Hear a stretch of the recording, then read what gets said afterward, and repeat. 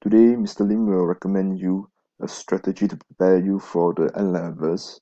Okay, it's almost a month away, so this is a strategy you can try it out because often, even if you are well prepared for the exam, because of the time pressure or the stress, okay, you may not be able to replicate the performance during the examination. So we will I will introduce you a strategy, okay, you can follow. So just take note, okay. So first thing first, you must understand that the N level paper is 1 hour and 40 minutes, which is equivalent to 100 minutes. Okay. Every single minute is important, and let's break it down first. Simple math. You have to spend 60 minutes, okay, on the SBQ recommended and 40 minutes on the structure essay question. Okay, out of these 60 minutes, spend 10 minutes to read the sources carefully and remember to annotate your sources. 15 minutes to complete 5 questions. Okay, for your structure essay question, okay, take time to select which question you would like to attempt, question 2 or 3. Okay, 10 minutes to plan your essay and 30 minutes to write to complete part A and part B. Okay, so the total of the marks, okay, for the SBQ, okay, you should know is 30 marks, and the SEQ is made out of 8 and 12 mark, 20 marks. So both components important. You cannot just do your SBQ and sacrifice your SEQ. You should time yourself properly.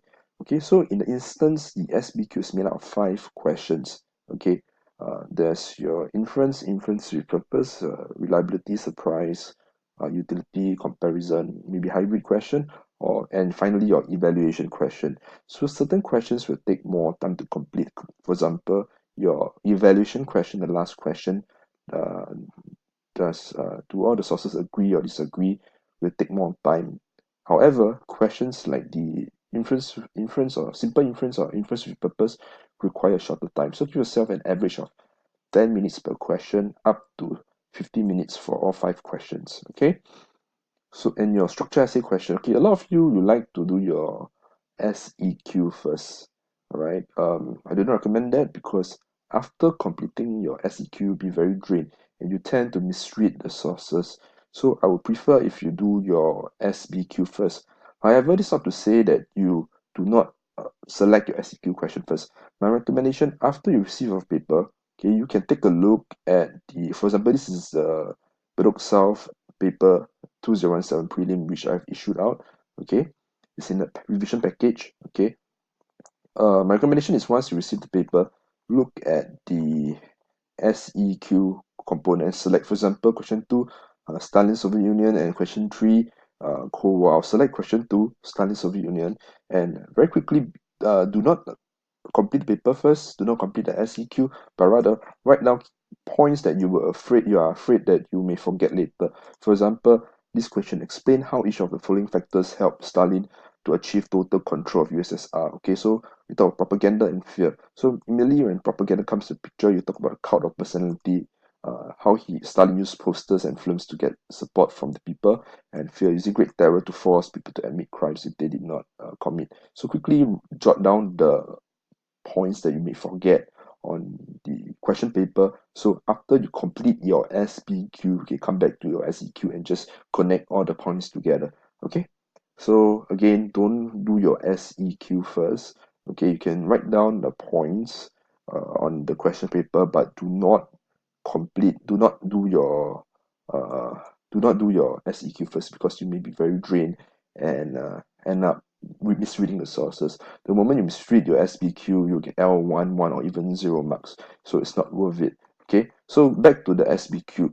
Okay, so first thing first, okay, I think a lot of you tend to read the questions and try to attempt to do the questions immediately, but don't. Okay, look at the sources. Okay, look at the set of source look at the sources.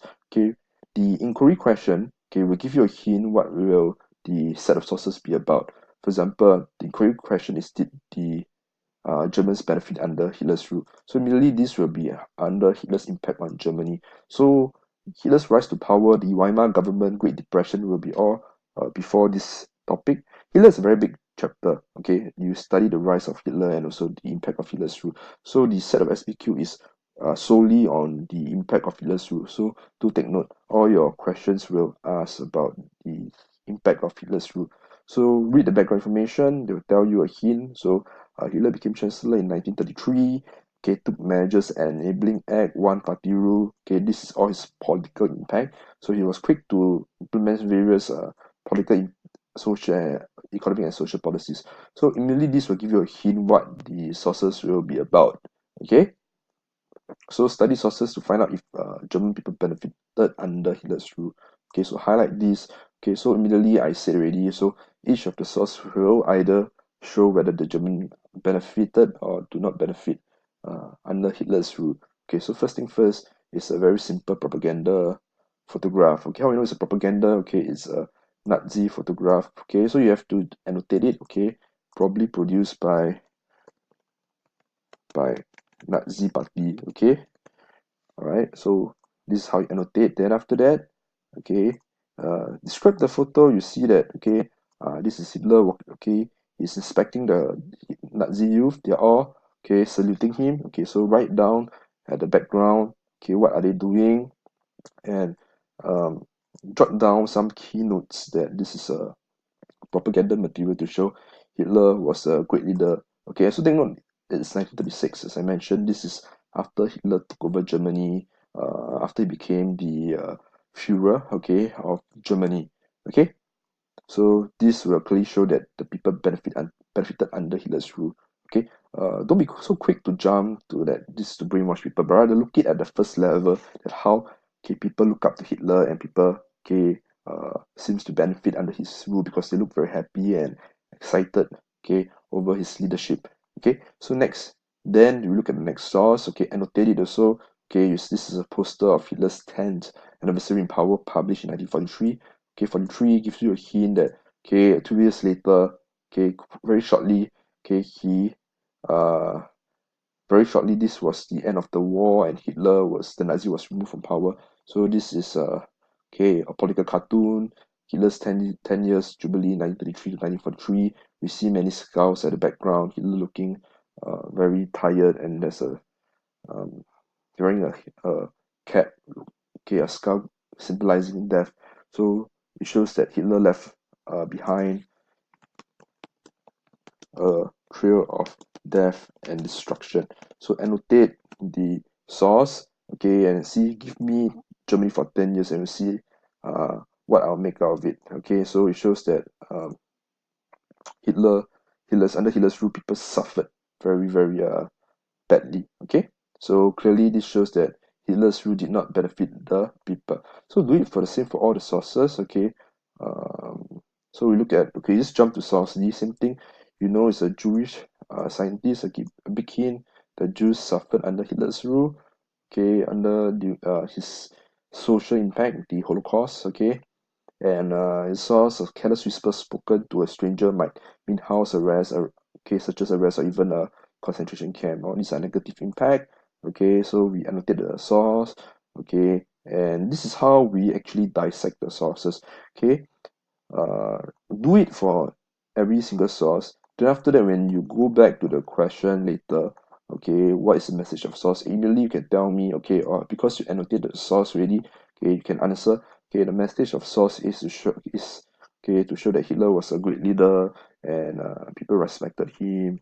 Okay, how do you know? Okay, under Hitler's rule, you see people are very happy, excited, saluting him, and he was a great leader. Okay, and this shows that people benefited under his rule. So this is how you do it. Okay, don't look at each question and look at each source by itself. Okay, look at the source in totality and try to answer the questions after you study the sources carefully.